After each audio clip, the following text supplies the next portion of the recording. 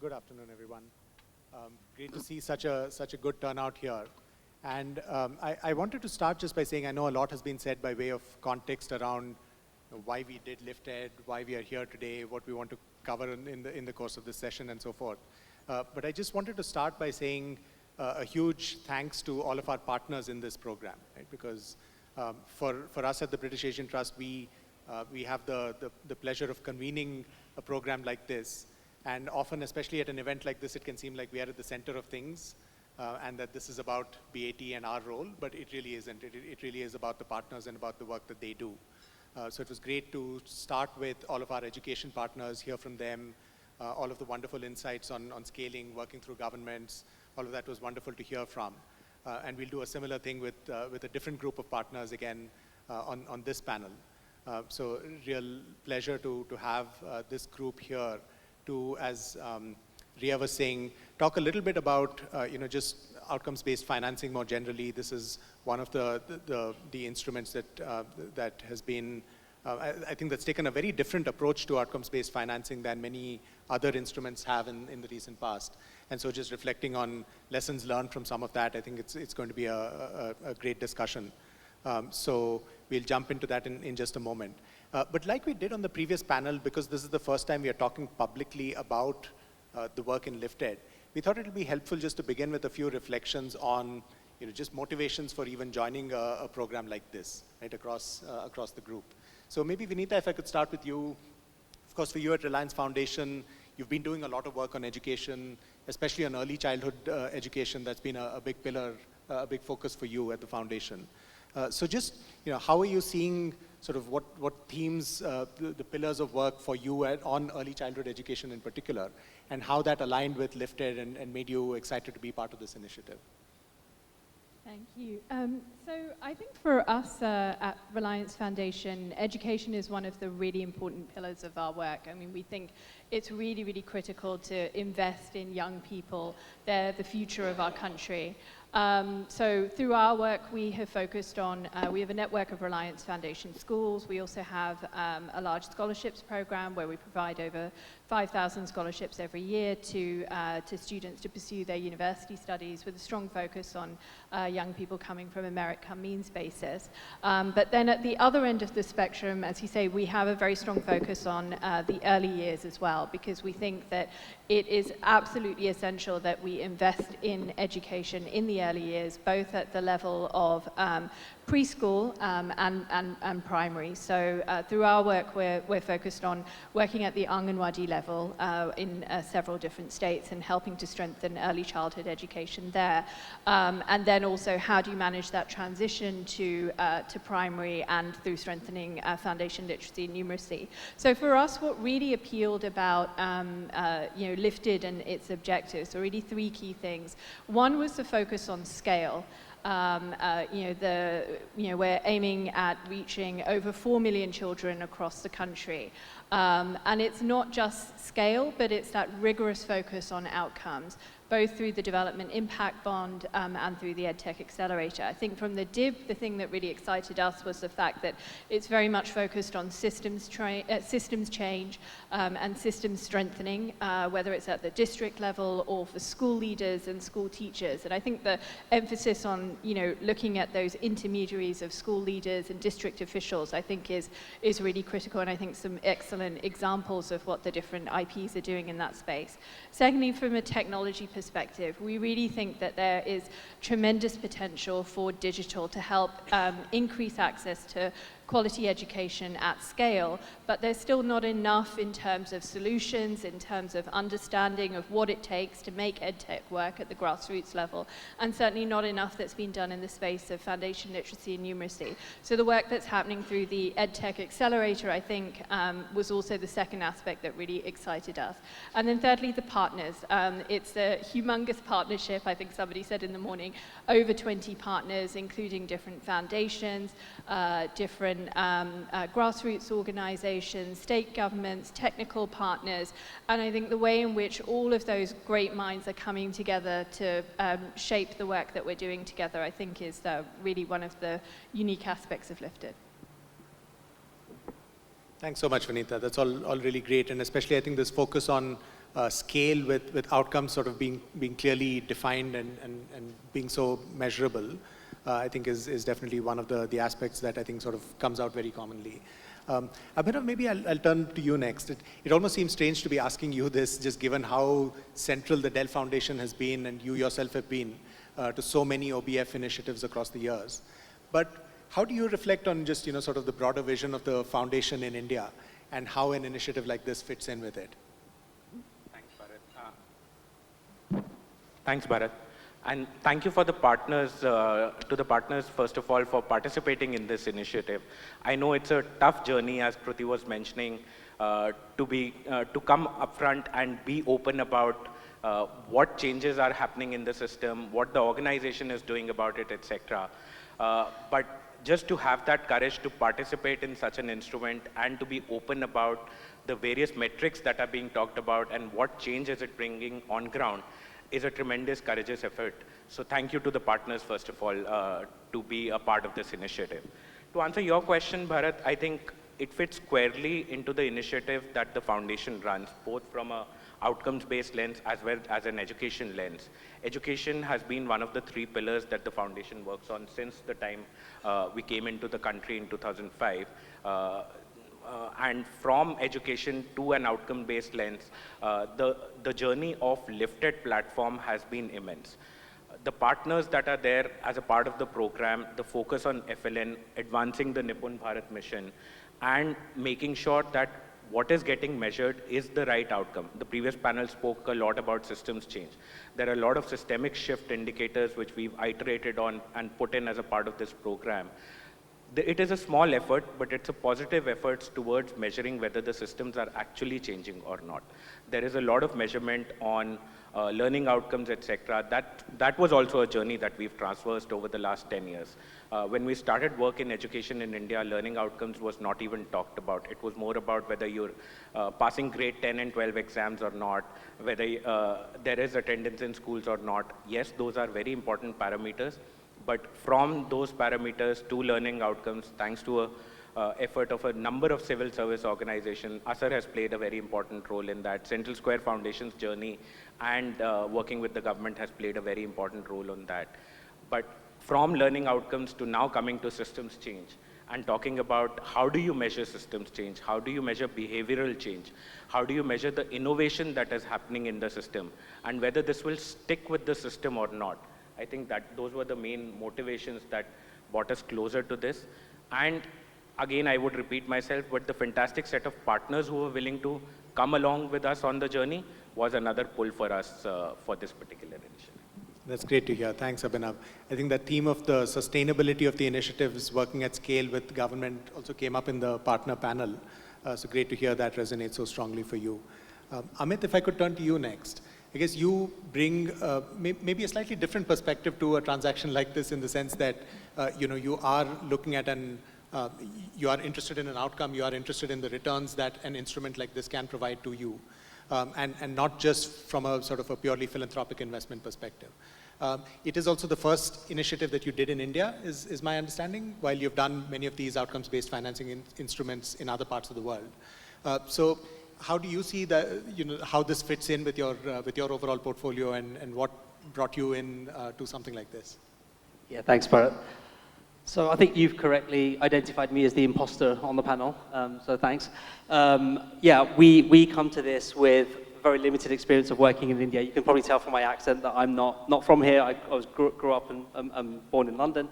But what we do bring is this experience of doing outcomes-based financing globally. And I think what really got us excited about this work was the quality of partners around the table. So I came to this a little bit later than some of the others and got injected into discussions, having no idea what NIPUN meant or no idea what FLN meant, but went on an incredible learning journey with some of you on this panel, but many of you in the room as well. And that gave us as Bridges confidence around this work and gave us confidence that we were working with some of the best organizations in the sector, people who had years and years of experience and of being in this space, really understood the problems deeply and understood kind of how we could address some of those challenges. The other dynamic here, I think, was the history of outcomes-based financing in India. So this isn't the first outcomes-based financing in India, program in India. It's not the first one in education. you've heard a bit about the program that KEF were involved in Haryana, LLF were involved in as well in QEI. There was the Educate Girls program as well. So there's been a long history of outcomes-based financing in the education space in India.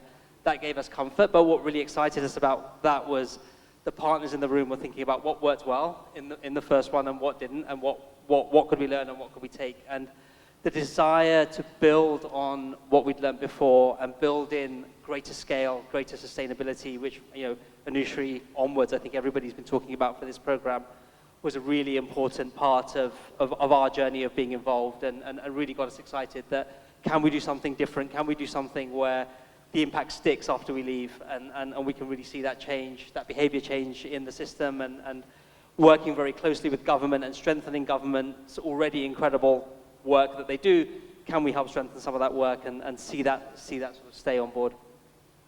Finally, I think, look, this kind of work, this kind of systemic work is not possible unless you have partners who have very deep relationships with government, very deep connections to government, and have the kind of education expertise that Pratham people, LLF, KEF have. It's your work that really kind of drives this, and without you, this just would have been impossible. So, we went through the process to find you, to select you, and you haven't disappointed in the 2 years to date with how you've tackled this work with passion and real kind of desire to see the outcomes happen. So that's been a kind of really, really crucial part of what kind of got us to the place where we signed the contracts to do this work.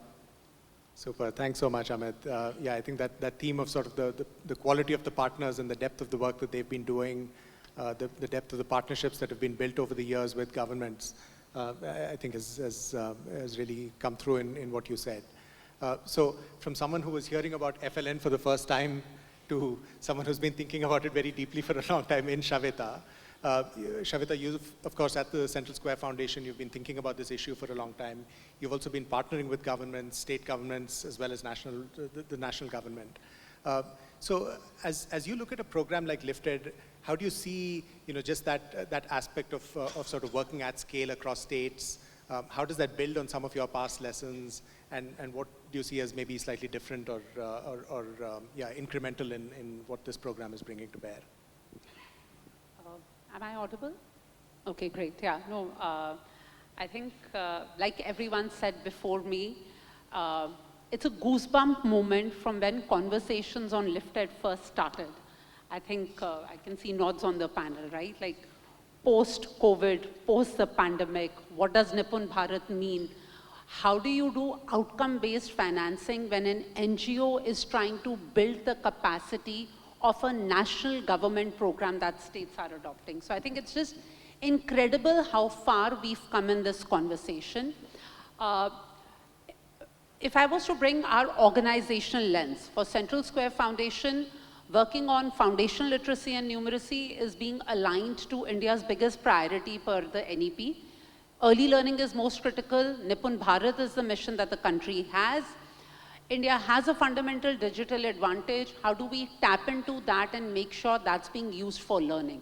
So I think both components on the outcome-based financing as well as the LiftEd Accelerator event that many of us were there yesterday are completely aligned to how we need to partner with the central government and the state governments in service of Nipun for learning outcomes.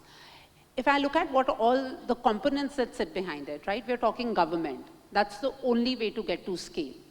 We are talking outcome-based financing, which means we are talking tangible learning outcomes. I think Abhinav referred to, I'm proud of my country, but I know the education I got here, the first time someone really cared whether I'd learned or not was my 10th grade board exams. And only so that I could be slotted by what stream I can take in 11th and 12th. That's the reality and many of us in this room have completed our education journeys in India. To be able to see government at scale be worried about what learning outcomes for young children need to look like.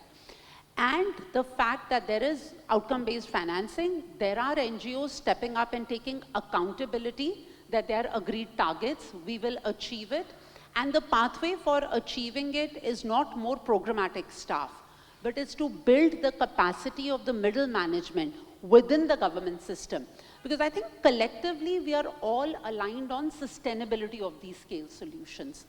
So government, scale, sharp learning outcomes that the system is stepping up to take accountability for, and how do we integrate the tech solutions for learning at home, for learning in classroom as an augmentation layer.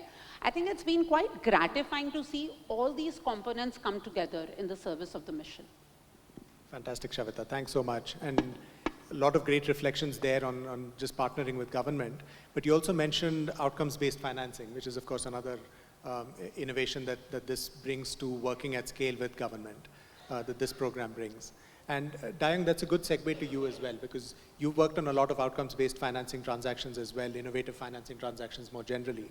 So how do you look at LiftEd? How has it been different from some of the other things that you've done in the past, both you individually as well as Dalberg as a firm? Yeah, thanks for that question, Bharath. So much has already been said about LiftEd and what makes it unique that I struggle to be additive, but I'll try my best. Perhaps also focusing on my own journey with these outcomes-based financing instruments as well as Dalberg's. So Amit already alluded to the rich history. I think innovation in the outcomes-based financing space, there's no other country than India, especially in education and employability. Right? We've been privileged to be a part of many of such initiatives in the past, from Educate Girls, Development Impact Bond, which was really a simple transaction, one organization, one outcome funder, one investor coming together at a small scale, but really proved that this idea can work in a data-scarce environment like India in education.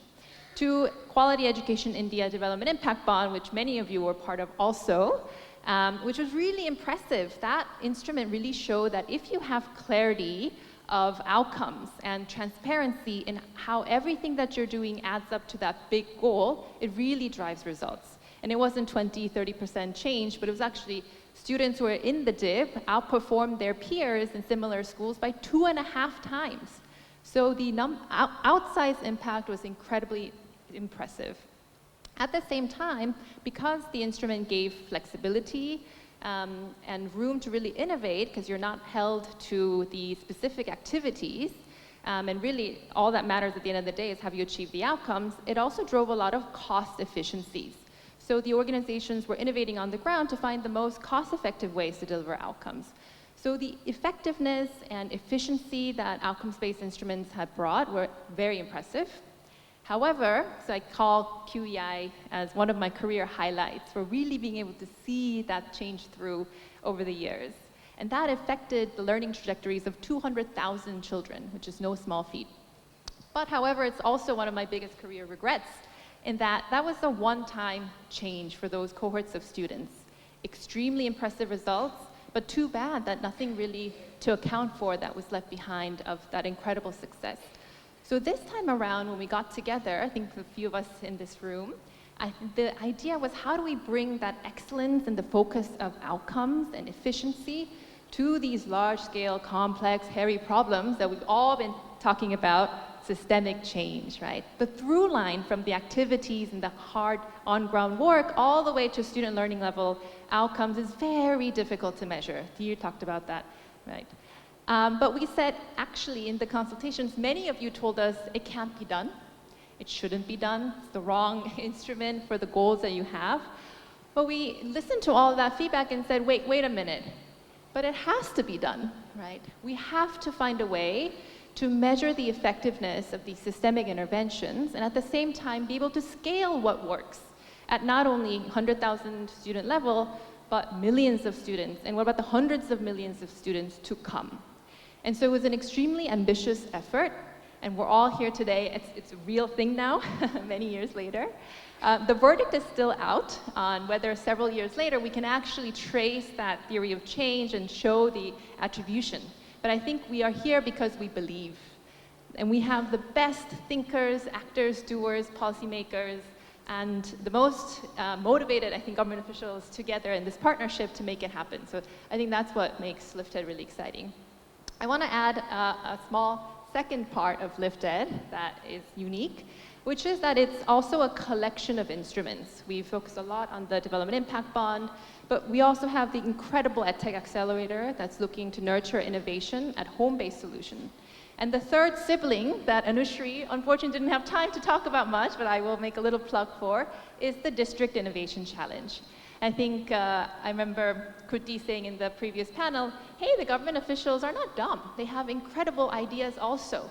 So we have tried to co-create, of course, every step of the way. But what about if we actually recenter the conversation and say, what are your solutions? What are your innovations? And can we make transparent the incredible progress that the on-ground heroes, our teachers, our headmasters, block and district level officials are making on the ground come alive and transparent as well? And reward and recognize those successes as well. What is the power of really driving those on-ground incentives and building the demand for outcomes from the government itself? And so the Innovation Challenge is there to really highlight those on-ground successes and celebrate the on-ground heroes. And so we're really excited now that that's also going to come alive, to move to building the foundations of LiftEd and now really reaping the benefits and the synergies across all three elements that make the whole initiative, I think, complementary and really special.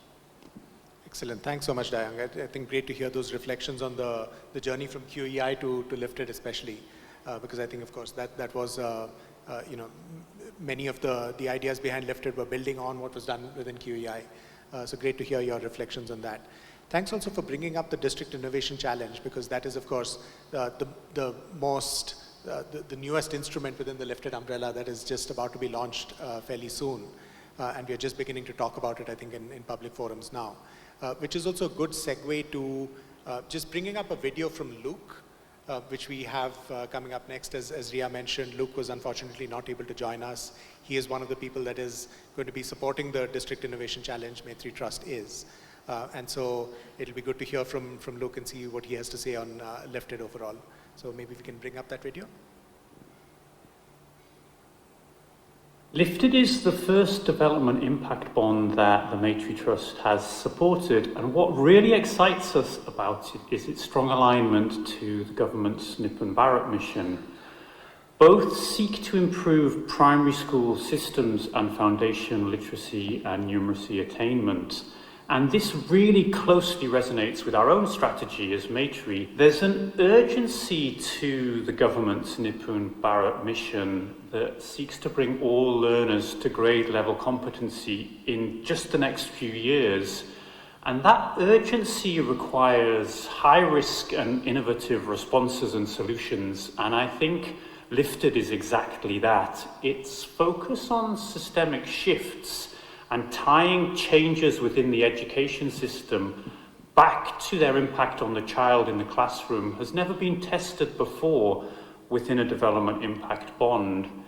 But I think what the outcome-based model allows is for this to be tested in an environment where the risk to funders is somewhat reduced because funders only pay if results are achieved. And I think what this has done is encourage funders with different risk tolerances to be part of something that is really quite novel and quite high risk. And I think that's providing an opportunity to address a gap in the foundational literacy and numeracy funding landscape. Beyond alignment with government priorities, LiftEd works closely with government in their schools and at scale. And I think that scale piece is really important here because this program is far bigger than any one funder could support or any one NGO could implement. And for it to succeed, it absolutely must, therefore, be highly collaborative. And what that's allowed is a dynamic mix of experienced partners to come together to deliver LiftEd. And the subsequent cross-fertilization of ideas and learning on the journey to achieve our goals has proved really invaluable. And I think LiftEd truly is, because of that, far greater than the sum of its parts. And that highly collaborative approach, I think, addresses another potential gap in the FLN funding landscape. It was great to hear all of that from Luke. I think a couple of the themes that stood out for me, the point about collaboration, absolutely, I think it's something that others have spoken about as well. But Luke also talked about the importance of just the instrument that we're using, right, outcomes-based financing. And so I think that's a good segue to just talking about the instrument in a little bit more depth. Outcomes-based financing is something that maybe a few people in the room don't have as much familiarity with. So I think it may be helpful just to sort of dive a bit deeper into how this has worked for all of the different panelists.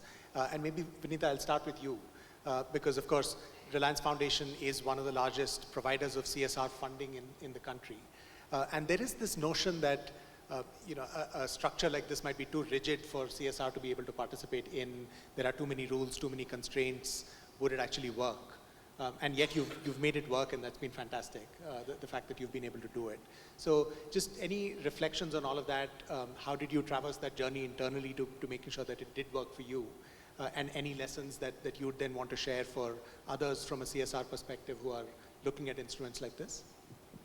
So Bharat, I'd say first and foremost, the key aspect was that the way in which the DIB had been designed, had been very thoughtfully, considered to ensure that it did comply with CSR. And I think that was first and foremost what was important when we were looking and evaluating this as a potential thing that we could support. And I think the way in which the consortium worked together with us to make sure that it had addressed all of those parameters that would be required for compliances and things like that was absolutely essential. So I think number one was a very careful structuring that had been done. But then the second was that this was the first time that we would also be supporting a DIB. And I think one of the key lessons that we can share is that it's really important that you have a very strong team internally to support this. Most programs that we look at, we can just evaluate it from a program team perspective. But for something like this, you need a multidisciplinary team. You need your program team to evaluate it first and foremost, to look at the program design, the outcomes that are going to be achieved. Does it have synergy with your overarching strategy in terms of what you want to achieve programmatically? But that's not enough if you're going to make this work.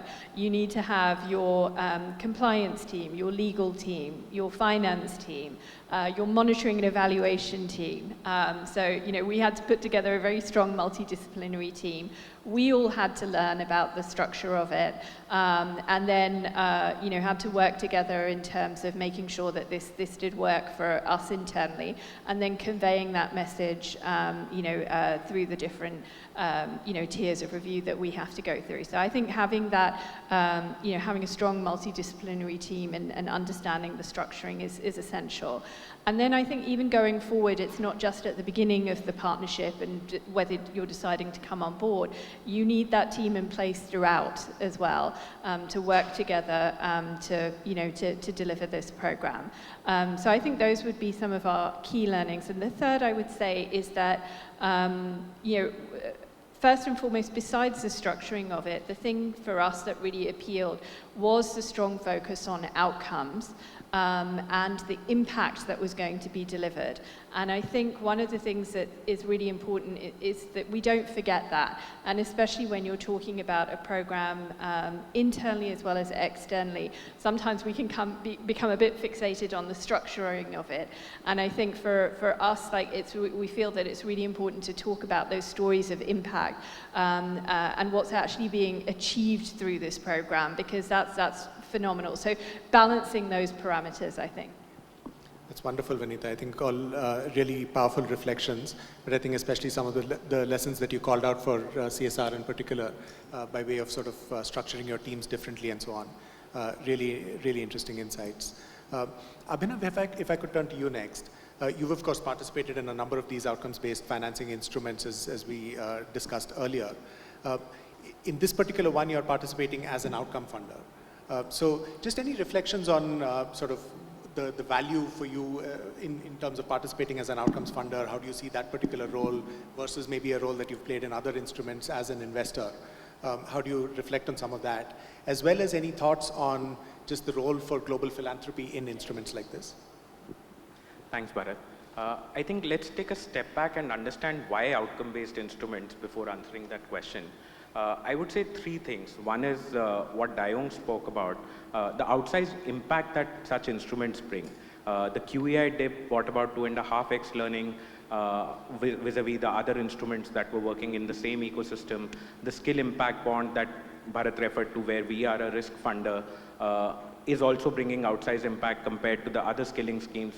And the reason is twofold. The reason is the focus on measurement of the right outcomes as well as the performance management support that is provided both inside the organizations and to the instrument as a whole. That's the first reason that I would say, Bharath, that outcome-based instruments are better than a couple of other things to specific situations. I won't say they are better in all situations, but in specific situations, they work very well.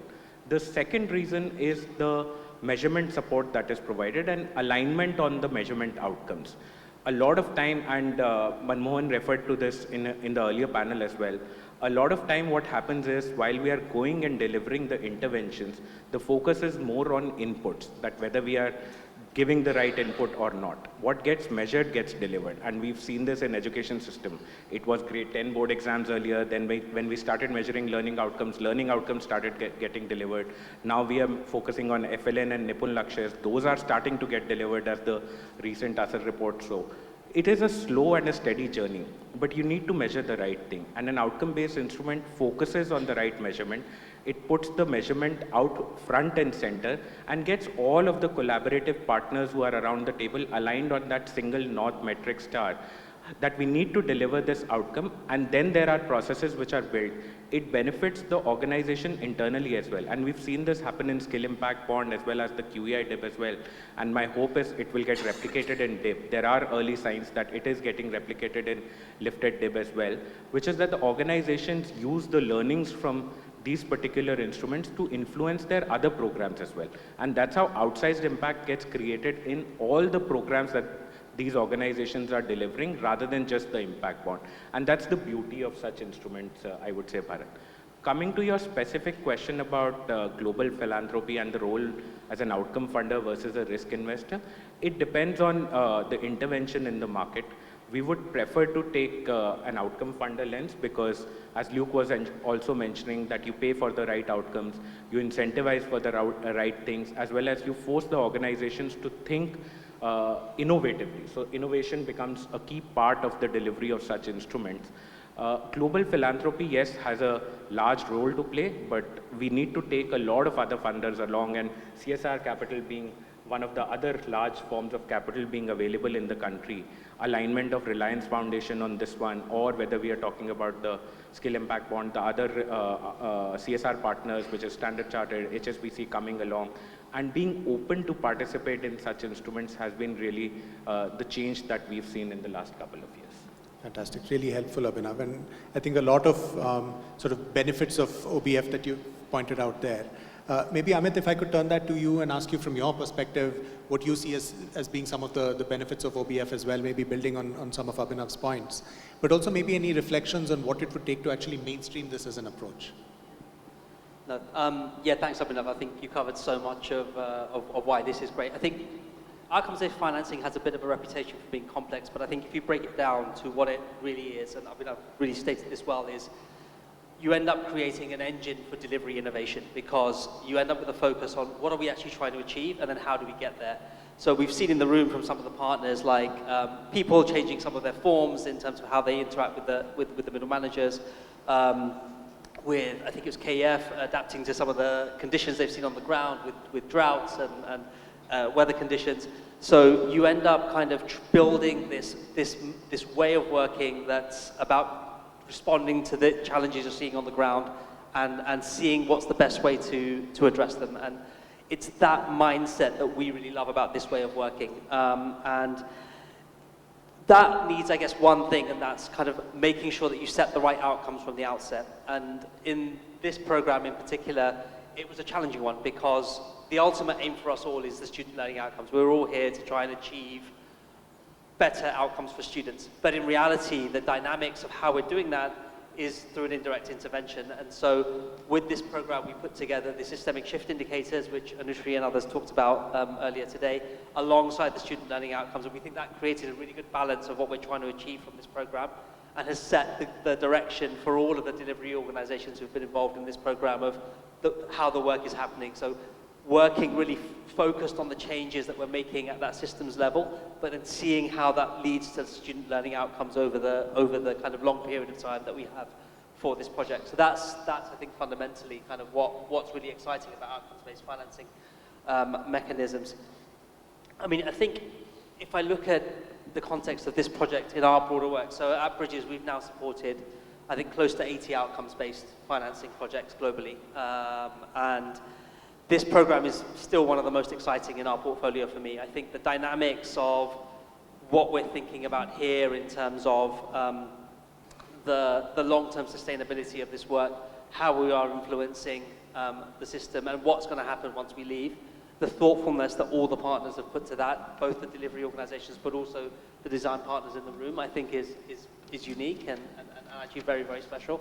And not to be undermined, it's been a labor of love for all of us who have been involved to get to where we are today. It's not been easy. There's been lots and lots of very interesting hiccups and challenges along the way. But you know, the value of that is that we are doing really, really important work that I think will have a significant impact on how we all think about education going forward. So it's a really important partnership. In terms of mainstreaming this, look, from a very selfish perspective, I want to see more outcomes-based financing transactions happen. But actually, I think the long-term future of this is not that. The long-term future is how do we build this mindset into the organizations that can fund these kinds of programs. So organizations like Abhinav's who do this already, but even more importantly, governments, the big NGOs, the big multilateral funders, etc. How do we instill this kind of outcomes-based mindset around how they fund projects? Some of these organizations are big machines that have been running for 10, 20, 50, 100 years, and they've got a way of working which can be hard to shift. They've got a way of budgeting that can be hard to shift. So I think all of our jobs in the room is to convince these funders that actually thinking about the end outcome and thinking about the processes that allow delivery organizations the flexibility to innovate, to deliver on those end outcomes is what we want to see more of in the system. And outcomes-based financing is just one tool to help us get there. I think over the long term, we need to think through what is the kind of the way that we all influence these institution systems to do more of that way of working. That's great, Amit. Very helpful. I think sort of not about just scaling the instrument itself, but about saying how do you take the principles and break it down and actually start to embed that. Dayoung, having participated in many of these yourself as well, keen for your reflections on it, you know, as you think of this question about mainstreaming, why haven't these instruments sort of taken over the world? Why haven't they become more popular and more dominant? Are there specific barriers? And if there are, you know, how can they be broken down? Any reflections building on everything that Amit said?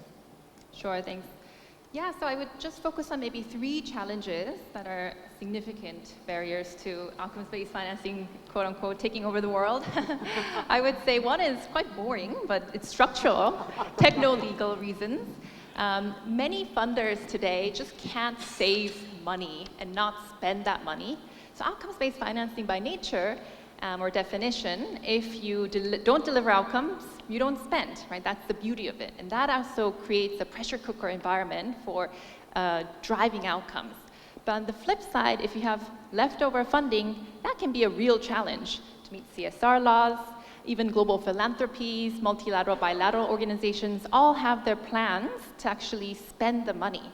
And so savings becomes a challenge. Government is the hardest to save, right? You have procurement laws, and when you actually save money at the end of the day, there's also a disincentive because next year your budgets might get smaller.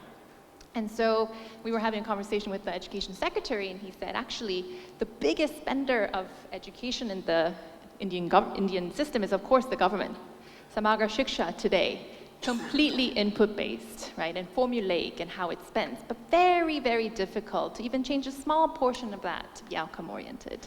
So I think the key to that, of course, there is innovative ways to blend more flexible capital like global philanthropies with less flexible but really important sources of capital like domestic CSR, but also innovations that we need to really think about how can the government financing be more outcome-oriented.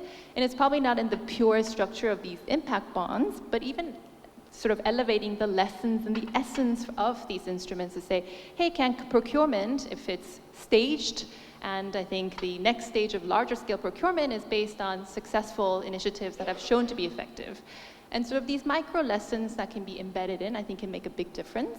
And I think with the next iterations of these initiatives, like the Skill India Impact Bond with the Ministry of Skills Development and Entrepreneurship, lots of thinking around how to kind of live some of those lessons.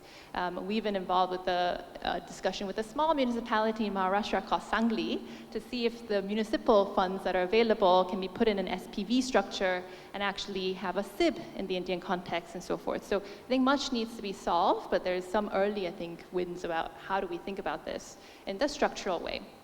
The second, I think, challenge we've all alluded to a lot is the complexity of measuring the outcomes that actually matter. In some ways, FLN is the easiest to measure because EGRA, EGMA, many of you assessment experts out there have done so much work in actually creating valid and reliable tools for measuring outcomes, also very cheaply. But systems change, right? These activities, again, very difficult to measure. A lot of our joint innovation and time and effort has gone to really defining those things. More art than science still, but trying to figure that out. But other softer, perhaps, measures that also matter, social emotional learning, 21st century skills. Many of your organizations are working on those. We haven't seen as much outcomes-based financing in those spaces because those, again, successes are perhaps harder to measure or harder to agree upon what is a realistic target to set, improvements to make in a given time period, and so on. But I think there's been a lot of innovation there too, codifying all of the R&D that's gone into this, for example. What are system shifts indicators? Do they actually work? And putting it out there, I think, is a step towards creating more public goods that are going to, over time, make it easier for these instruments to be measured. And then the third is, I think, pipeline of organizations that can really take on the risk. I think Kruti mentioned this earlier as well, that it's a big deal to put your neck out there and to be really transparent, like, have you achieved results? You can't kind of hide behind a black box, right? If there's such clear attribution, or as clear as possible. And so how many organizations actually have both the capacity to be data-driven and be results-oriented, but also the will to be able to take that risk? I think there's, again, been lots of efforts that BAT has been leading and others in the ecosystem have been building to really create tools like the Outcomes Readiness Assessment Tool and acceleration programs to build that capacity.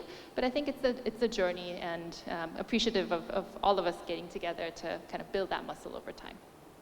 Very helpful, Dayoung, the reflections on sort of outcomes readiness. And yeah, BAT has been doing a lot of work on that, you know, feel free to talk to any BAT staff on. It's a shameless plug for some of the work that we've been doing there. But I also want to build on maybe the first set of points that you mentioned around some of the challenges with government, as well as some of the green shoots that we're seeing there, right? MSDE being interested, municipalities being interested. And Shaveta, that's something you have a lot of familiarity with, a lot of expertise on in terms of, you know, just the orientation that governments would have towards an instrument like this. So any reflections from you on what it would take to make governments more interested in outcomes-based instruments? Where are they standing right now with respect to an instrument like this? How would they be thinking about it, and how can that be shaped going forward? And you know, thank you for bringing the government perspective into all of this, because while outcome-based financing is a strong signal for the partners who are stepping up to do that, and the different perspective that funders are getting to it, eventually we want to look at the feasibility of government adopting it. And I think there, I mean, the simple or the elephant in the room is, it is a cultural and a political shift for the government to start thinking in terms of outcome-based financing. The encouraging trend, and again, because we've been talking NIPUN, we are talking tools like EGRA, EGMA, at least today, the government is oriented towards the need for measurement. Whether it's the National Achievement Survey, or an even more potent example would be, when India launched NIPUN Bharat mission, it's only been conducted for once right now. India conducted a foundational learning study. So the fact that the government is now acknowledging measurability is important. At the end of the day, we are in service of that outcome goals. It's might seem like one step, but I do want to underline, it is a significant step in giving it a more tangible face on what learning needs to look like. The challenge again, and Dayoung, just building on your point, right? Like, from a child coming to school, and a lot of our system incentivizes, you know, we keep talking about the more focus is on inputs, it's on enrollment, it's on midday meal for attendance, but the journey from inputs to outputs is dependent on the process. and the processes where those system indicators will become important. I think we're still at a very initial stage, at least I can say from a perspective of early education, for the government to start getting oriented, but which is where I also feel it's very critical for different stakeholders at an ecosystem to come together and sign up for a project like this, which puts that data transparently out back into the ecosystem. I think it becomes a reference point, not just for other NGOs and other funders, you know, whatever perspective they are bringing from a CSR or a foundation perspective, but more importantly for government to see with evidence that building this muscle is possible, and it sets a healthy precedence for them to be able to come to the table and start having those conversations. I think it will just need a lot of more continued and sustained collective effort by all of us, but it's a very solid start, especially because it is within a big national priority. Fantastic. Thanks so much, Shaveta. Can I have one point? Yeah, I think it just sort of came to me, so I'm going to say it. I think there's an interesting parallel with the work that some of our delivery partners do, which is we try and move assessments to be not summative but formative. How do we kind of use assessments to actually drive student learning outcomes? How do we kind of make that happen? I think the same thing is what outcomes-based financing is trying to do with the broader lens of how we look at the system. So actually, when outcomes-based financing works well, we're constantly testing, we're constantly looking at results, we're constantly looking at the data, we're constantly making assessments, but that's not the end. We're not just measuring it right at the end, we're measuring it through the process to try and then act and actually improve the work that we're doing through those little, you know, kind of windows of the little pictures that we get from the effectively the formative assessments we do through the process. So that's the real sort of value add in the process here. Super. Thanks so much, Amit. I think we have another brief clip from Luke, which we're going to play next. Let's bring that up. Finally, the successful initiation of the Development Impact Bond has encouraged us as Maytree to deepen our engagement with LiftEd, and we're really excited that we're soon going to be supporting its third pillar, the District Innovation Challenge. And I'll let colleagues who are with you today from the British Asian Trust share a little bit more about that District Innovation Challenge and Maytree's support for it. So I'm sorry that I'm not able to be with you today. Thank you very much for the opportunity to share a few thoughts. And I really hope that you have productive conversations over the course of the rest of the time that you have together. Excellent. Many thanks again to Luke for recording all of those. Unfortunately, he wasn't able to make it here. And Dayoung did speak a little bit about the District Innovation Challenge, which Luke mentioned there as well. We are running out of time to do questions from the audience. I know we'll be breaking for lunch soon enough. So hopefully there'll be enough of a chance for people to ask the panelists questions over lunch. But before we do break, maybe I'll just do one sort of rapid fire round of questions, which is just literally to say, you know, a one-word answer, maybe starting with you, Abhinav, on what you're most excited about for the LiftEd program for the next couple of years. I would say innovation, both in the way the interventions are getting delivered, whether it is on the tip or on the accelerator, as well as what we are measuring. So innovation. Super. Thanks, Abhinav. Shaveta? Integrating with government. I think scale and mainstreaming all those solutions to become how the government looks at solutions would be the most important one. So integration. Thanks, Shaveta. Dayoung? I'd say sustainability. So with integration, love to see 5 years later, 10 years later, coming back to it and see what's really stuck and see a lot of the good work continue. I'd say continued collaboration between all of the different organizations that are working in knowledge sharing. Given where we are with the program, I'm going to say student learning outcomes, which is what we're all trying to achieve. Was that 3 words, Amit? Well, no, great. Thank you so much to the panel. I think just a really fascinating conversation. We could probably have kept it going for a lot longer, but we will have to end this in the interest of time. But I know the audience will definitely want to interact with everyone over lunch or during breaks and so on. But just a fascinating set of insights about just the role of government, the role of many other actors, how we can mainstream OBF, and just the reasons that all of the organizations here participated in this instrument. So many thanks to all of you for taking the time and engaging in this conversation. This was great. Thank you so much.